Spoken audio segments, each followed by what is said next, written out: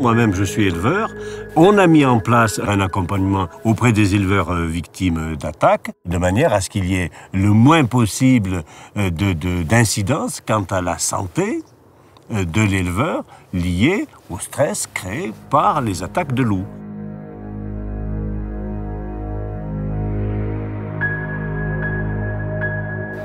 Tu sais qu'il est là, donc tu gardes tes brebis toute la journée. Tu dis putain, ouais, ça se trouve, il est là derrière un caillou, il te regarde, toi tu le vois pas, quoi. Et en fait, elle a la jumelle toute la journée, t'en es à essayer de voir si tu vois quelque chose, machin, et tu vois rien, quoi. Puis tu verras rien, quoi. Puis tu te refais attaquer, puis tu revois rien, quoi. C'est ça qui est le plus flippant, en fait. Tu deviens presque limite parano, quoi. Tu dis putain, si ça se trouve, il est là, machin, tac, un truc qui bouge, tac. Et tu le vois pas, quoi, il est trop intelligent.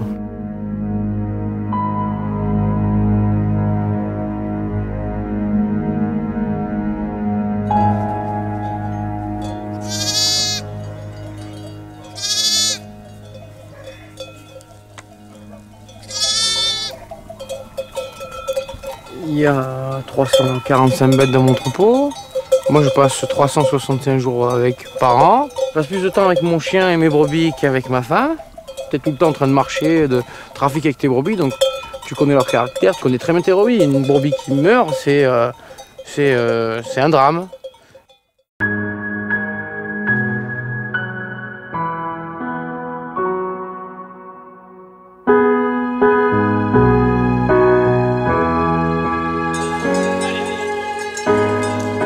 Moi je dirais c'est nos enfants, quoi, c'est pareil, quoi.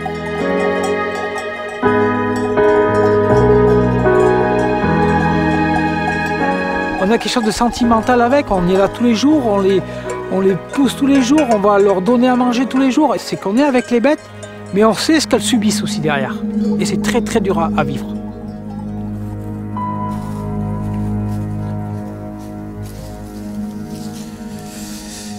Nous sommes sur une brebis qui a survécu une attaque de loup. Elle a été poinçonnée à la gorge.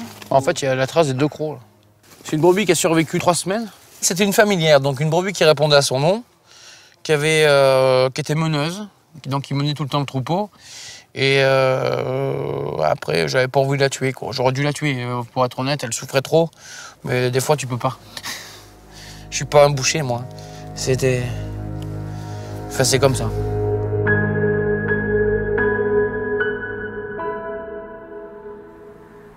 Suivez attentivement cette brebis. Morsure à la patte postérieure. L'animal blessé tente de rejoindre le troupeau, mais se retrouve rapidement mis à l'écart par le loup. Sa fuite va l'entraîner dans la pente. Après plusieurs chutes, la brebis blessée ne se relèvera plus. La première attaque, c'est celle qui marque le plus, en fait. Le matin, tu arrives au troupeau, tout le troupeau est couché, comme si de rien n'était.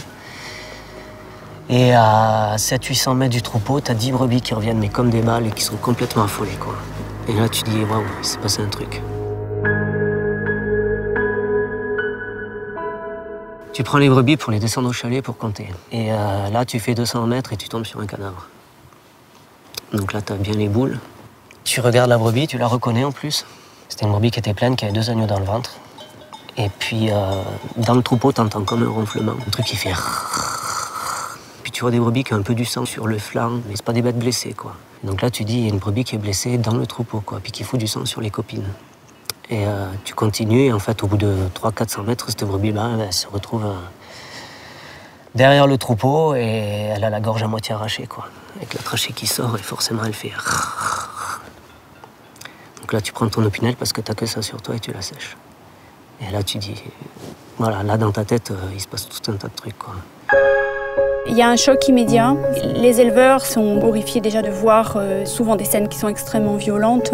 Le risque, si vous voulez, c'est que l'éleveur se retrouve à s'isoler et à ultérieurement avoir ce qu'on appelle le syndrome post-traumatique, c'est-à-dire avec des flashbacks.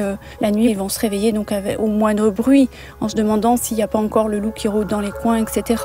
Ils peuvent tomber dans la dépression avec suicide. L'aide berger que j'avais avec moi il y a 2 ans, en fait, il s'était fait cartonner 25 brebis. 50 brebis disparues, 25 brebis blessées avec des jambes cassées et tout. Il en chialait au téléphone, enfin voilà. Et puis toi, voilà, faut trouver les mots quoi, hein, pour essayer de le réconforter, puis voilà, faut qu'il tienne le coup quoi.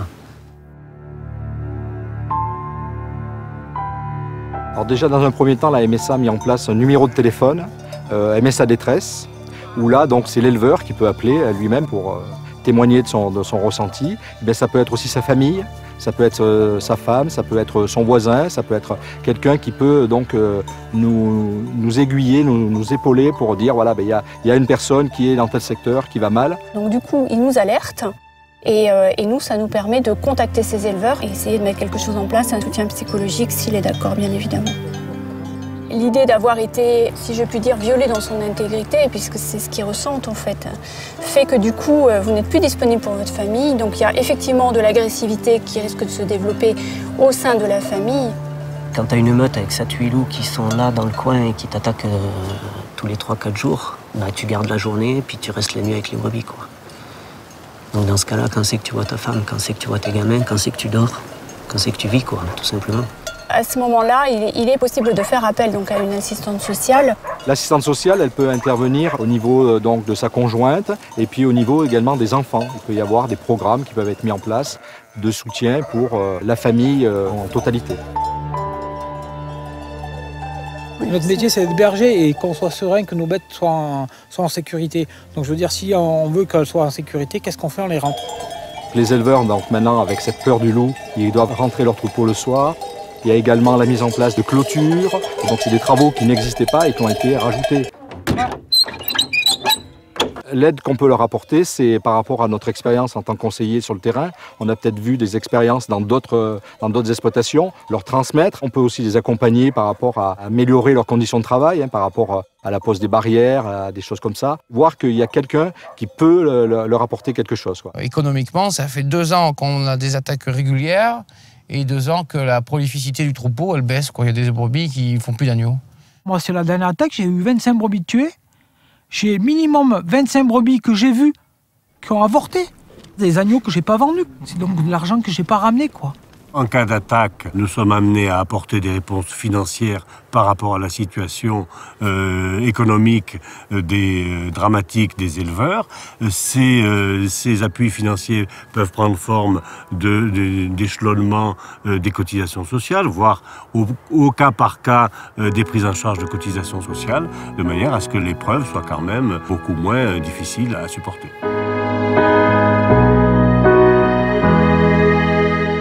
Je pense que c'est important que la MSA soit là, parce que il est important qu'on nous comprenne, quoi.